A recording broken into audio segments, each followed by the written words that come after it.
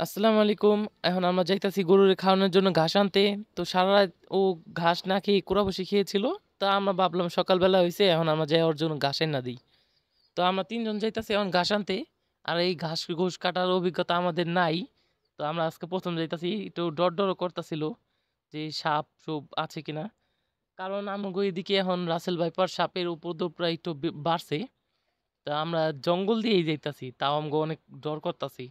কারণ যদি কোনো একটা সাপ-সুপ আয়া পড়ে এর লিগা। তো আমরা দৌড়ে তাড়াতাড়ি বাইরে গেলাম। এই জঙ্গলটা ভারী ভয়ংকর একটা জঙ্গল।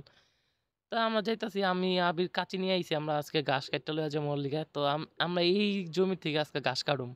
কিন্তু ওরা এমনাতে ঘাস কাটুক, আমরা আবার পিছনে এই রাশেদগো জায়গায় আমি আর রাশেদ মিল্লা একটা ভেন্ডি গাছের করছি। ভিন্ডি গাছ বুনছি আরকি। এই গাছ থেকে আমি যাইয়া দেখি কি ভিন্ডিগুলি এক্কেরে বাড়তি হয়ে রইছে। কারণ অনেকদিন ধরে হয় না, হাঁটে একটু দৌড়াদৌড়ি পড়তাছিল এর লিগে আহি না। আর এই দিক দিয়ে ভিন্ডি বাড়তি হয়ে গেছে। তো আমি আবাতি দিকা কয়টা ভিন্ডি ছিঁড়া নিলাম। দেখুম বাসায় নিয়ে খাওয়ানোর লিগা।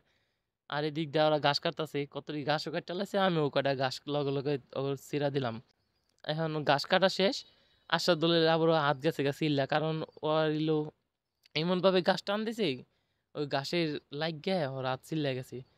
তা আমরা ঘাস নিয়ে যামু হিয়ার মধ্যে দেখি রাশেদ আইলো, তারপরে পিছন দিয়ে সাব্বির ওই আইলো। তো কইলাম আইলি যখন ঘাসে বোঝালো, সাব্বিরের মাথায় দিলাম ছোট ঘাসের বোঝা। আর রাশেদ কয়টা ওই যে আমাদের ক্ষেতের থেকে কাইট্টা কুমড়োর পাতা নিয়ে আইলো।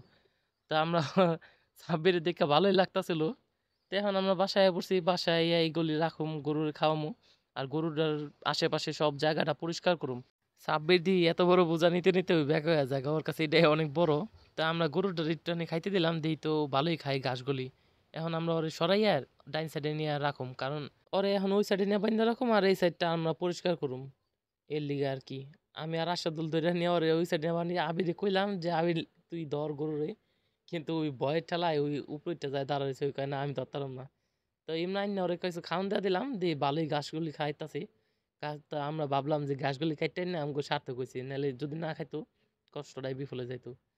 আর আমরা এই দিক দিয়ে ওর সামনে একটা বাইন্ধা দিতাছি লাঠি, জানি ওই সামনে না আইতে পারে। নাহলে রাইতে ওরে ওই সাইডে বানছি। রাইতে ওই সাইড থেকে ঘুরতে পুরা এক্কেরে চক্কর খাইতেই আছে আরকি, খাইতেই আছি। এর লিগা সামনে একটা লাঠি দিয়েছি। তো এখন দিয়ে ইমন ময়লা করছে রাইতে। এখন ওইগুলো আমি আর রাশেদুল মিল্লা পরিষ্কার করতাছি। আবিরে দেখি কি ঘাসের বোঝা আইন নাই, ওই শেষ। অতডু আইন নাই, ঘরে গেছে গা জিরাইতে। আশাদুল আবার গরুরে উম্মা দিয়া খাওয়াইতাছে আর আমি এই ফাঁকে এই দিক দিয়া পরিষ্কার করে আলাইতাছি। তো ভালোই লাগতাছিল। কারণ পরিষ্কার পরিচ্ছন্ন রাখলে সবকিছুই সুন্দর লাগে। তো এইভাবে আমরা ওর প্রতিদিন যত্ন নিতাছি।